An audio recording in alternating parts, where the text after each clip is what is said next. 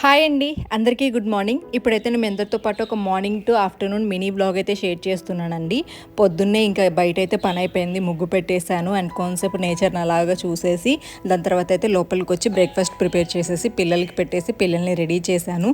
దాని తర్వాత రిలాక్సింగ్ ఒక కాఫీ అయితే కలుపుకుంటున్నానండి. సో ఇన్ని పనులు హడావిడిలో ఒక మంచి కాఫీ కానీ టీ కానీ తాగాము అంటే మనకున్న స్ట్రెస్ అదంతా కూడా పోయి చాలా రిలీఫ్ అనిపిస్తుంది.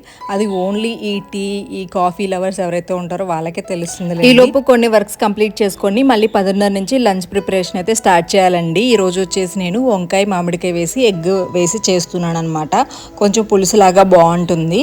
సో ఎందుకో కొంచెం పుల్లగా తినాలనిపించి ప్రిపేర్ చేస్తున్న వంకాయలు ఉన్న ఇంట్లో ఇంకా వాటితో ఏం చేద్దాము, నార్మల్ పులుసు పెడితే బాగోదు, ఇలా కొంచెం మామిడికాయ కొన్ని ఒక ఎగ్స్ అలా ఎగ్ అది వేసామంటే ఫ్లేవర్ చాలా డిఫరెంట్గా బాగా అనిపిస్తుంది. ఇంక వంట అంతా అయిపోయి క్యారేజ్ ఇచ్చేసిన తర్వాత బయటకైతే వెళ్ళి కొన్ని మొక్కలు కొన్నాము.